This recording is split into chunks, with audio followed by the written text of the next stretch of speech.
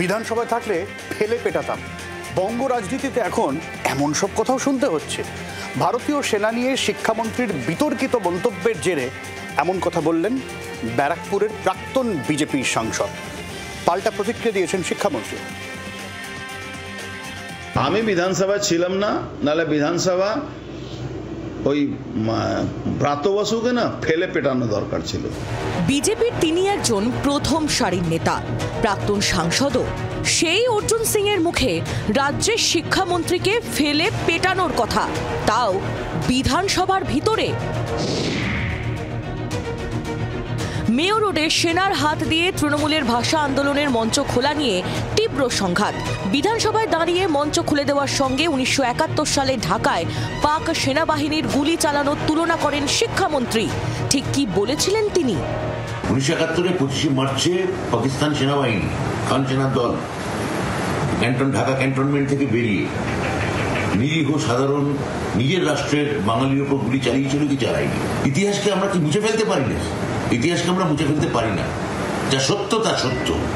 71 সালের 25শে মার্চের পর সেই দিনটা থেকে স্বাধীন বাংলাদেশের দাবি আরো জোরালো, আরো পাকাপোক্ত হয়েছে। শিক্ষামন্ত্রীর এই মন্তব্যে আপত্তি তোলেন শুভেন্দু অধিকারী সহ অন্য বিজেপি বিধায়করা। অধিবেশন কক্ষে ভারতীয় সেনার নামে জয়ধ্বনিও দেন বিরোধী দলনেতা, যার জন্য শেষমেশ শুভেন্দুকে চলতি অধিবেশন থেকে সাসপেন্ড করেন স্পিকার। এই ইস্যুতেই আরও এক বিতর্কিত মন্তব্য করে বসলেন শুভেন্দু ঘনিষ্ঠ বলে পরিচিত বিজেপি নেতা অর্জুন সিং। ভারতবর্ষের সংবিধানের, ভারত দেশের এগেনস্টে বাংলাদেশের তুলনা ভারত সঙ্গে করবে, এই ব্রাত বসুর মতন দেশদ্রোহী লোকদেরকে ওখানে ফেলে পেটানো দরকার ছিল বিধানসভার মধ্যে। আমি ছিলাম না বিধানসভা, না তো আমি ওকে বুঝাতাম, আপনি পেটাতাম ধরে ব্রাত বসুকে। অর্জুন সিং কখনোই বিধানসভা অথবা সংসদে যেতে পারবেন না, কড়া প্রতিক্রিয়া শিক্ষামন্ত্রী ব্রাত্য বসুর। এ তো নতুন কথা কিছু নয়। অর্জুন সিং এর মতো থার্ড গ্রেডের বিজেপি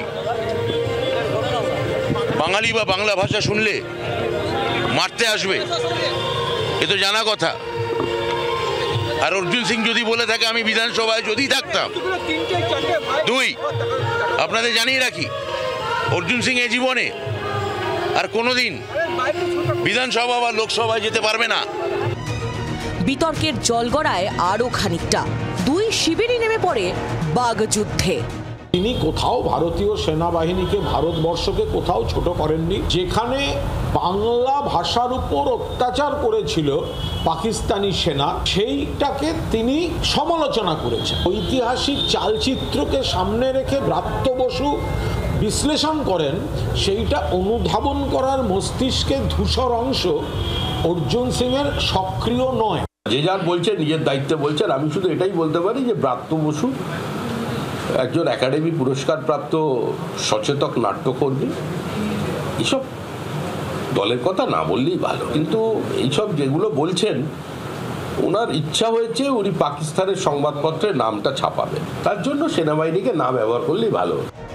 ভাষা ইস্যুতে গড়ে উঠেছিল মঞ্চ, আর সেই মঞ্চ ঘিরে সংঘাত চাপানুতরের মাঝে ভাষা সন্ত্রাস, হুমকির রাজনীতি দেখল বাংলা, তাও একজন প্রাক্তন সাংসদের মুখে। ব্যুরো রিপোর্ট, জি 24 ঘন্টা। বাংলার আওয়াজ, বাঙালির আবেগ, জি 24 ঘন্টা।